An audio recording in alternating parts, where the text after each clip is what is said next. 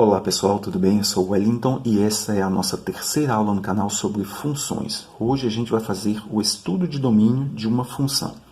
Para entender o que é o estudo de domínio de uma função, antes que a gente vá para os cálculos, eu vou usar essa ilustração aqui para a gente ter um apelo visual da coisa. Aqui, na lei da função, eu tenho uma espécie de máquina de lapidação, em que tudo que eu colocar neste primeiro conjunto entrará nesta máquina, deverá passar por ela e se transformará em uma dessas formas aqui do outro lado. Só tem uma condição imposta pela lei. O que eu colocar aqui para ser usado, para transformar no outro lado aqui, tem que caber dentro deste tubo. Tem que passar pela lei da função. Tá ok?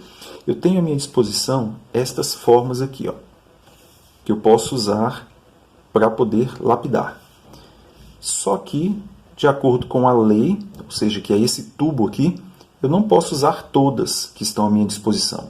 Eu vou verificar aquelas que a lei aceita, tá bom? Ou seja, que passa por dentro do tubo. Eu posso usar esta e posso usar esta outra, que eu sei que vão passar por dentro do tubo. Já as maiores eu vou excluir.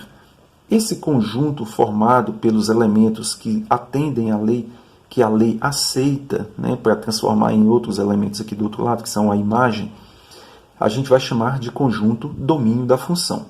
Eu tinha várias à minha disposição, mas só posso usar algumas, as que a lei aceita, tá ok? Vamos lá para a sequência. Agora veja, a gente tem duas funções aqui que a gente vai analisar o domínio das duas.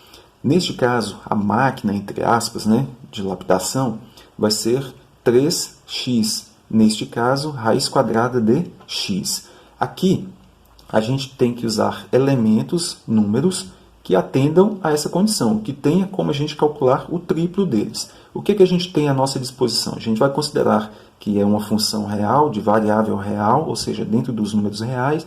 Então, a gente tem à nossa disposição, para usar qualquer número real, tá ok? Desses números reais, que aí envolvem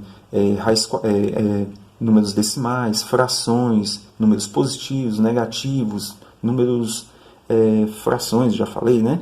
Então, a gente pode usar qualquer um desses números aí, qualquer um número real, tá bom? Números naturais, desde que atendam a essa condição aqui. Só que a gente sabe que para calcular o triplo de um número, pode ser qualquer número. Então, neste caso, eu posso usar qualquer número real que vai dar certo aqui para passar por esta máquina e eu conseguir a minha imagem. Então, neste caso, o meu domínio, eu vou dizer que o domínio é igual ao conjunto dos números reais. Eu posso usar qualquer número real. Fração, decimal, negativo, positivo e por aí vai, tá bom? Número natural, qualquer um. Já neste caso aqui, em que a gente tem uma raiz, a gente tem que analisar o índice dessa raiz. Neste caso aqui, o índice, quando não aparece, é um índice, colocar maior, 2. Índice par, tanto faz 2, 4, 6, não aceita que a gente tenha um radicando negativo, porque não tem como ser calculada esta raiz se o radicando for negativo. Então, daí a gente já exclui os números negativos aqui. Embora eu tenha à minha disposição todos os números reais, eu vou usar apenas os que não são negativos. Então, neste caso, o meu domínio vai ser qualquer número real, desde que não seja negativo, tá bom? Do 0 para cima. Aqui a gente pode até representar assim, que o domínio é um número, pode ser qualquer x, né? Real, pertencente aos números reais, tal que x seja maior ou igual a 0, tá ok? A gente pode representar assim o nosso domínio, ou assim, domínio igual aos reais não negativos. Bem, aqui agora, sem os desenhos, né? Só a lei de formação para a gente definir o domínio da função. Então, por esta função, a gente vai entender o seguinte: quando a gente tem a raiz, assim como a gente acabou de ver no outro exemplo, em que a gente tinha a raiz de x, a gente aqui também tem um índice 2. Quando eu tenho um índice 2, que é um índice par, eu não posso ter radicando negativo. Sendo assim, isso aqui, ó, x mais 5, tem que ser maior ou igual a zero. Não pode ser negativo.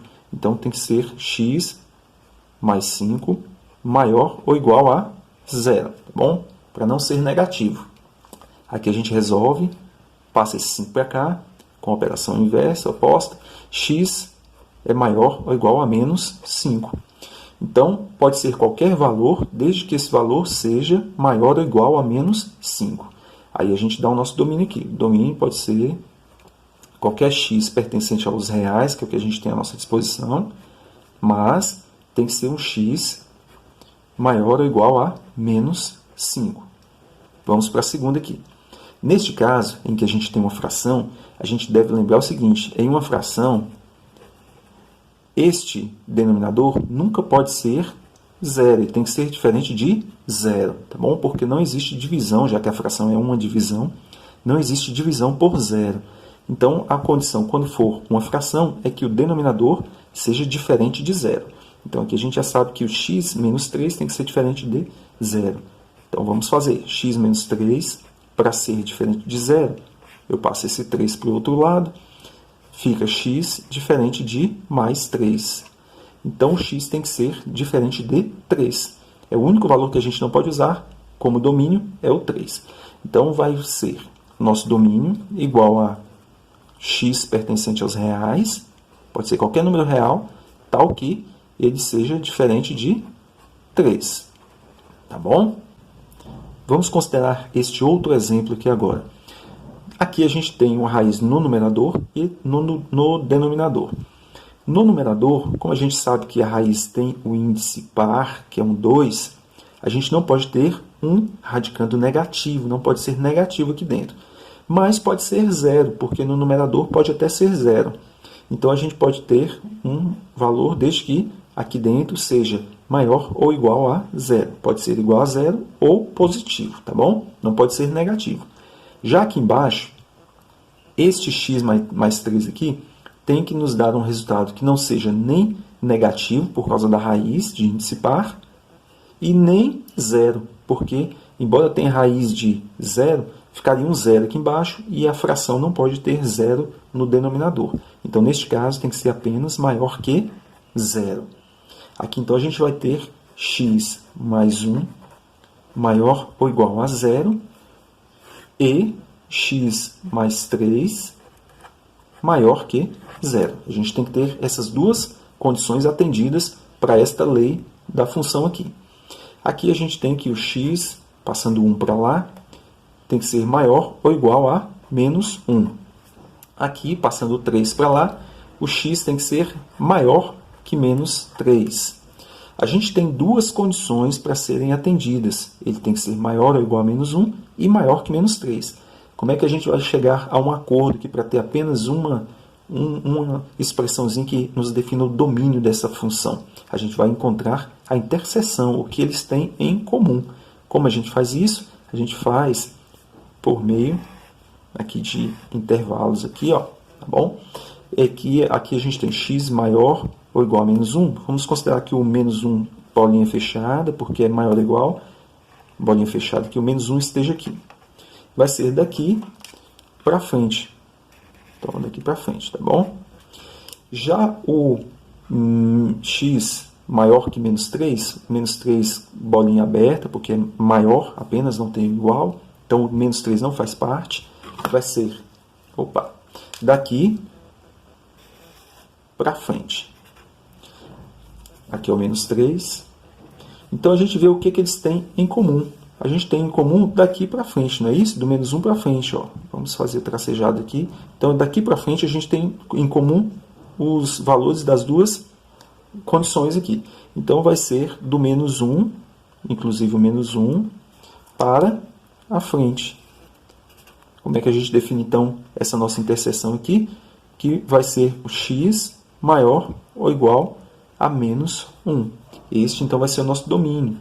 Qualquer número pertencente aos reais, tal que ele seja maior ou igual a menos 1. Então é isso, pessoal. Espero ter sido claro aí na explicação, tá bom? Se você não é inscrito no canal, inscreva-se para receber a sequência dos vídeos. Um abraço e até o próximo.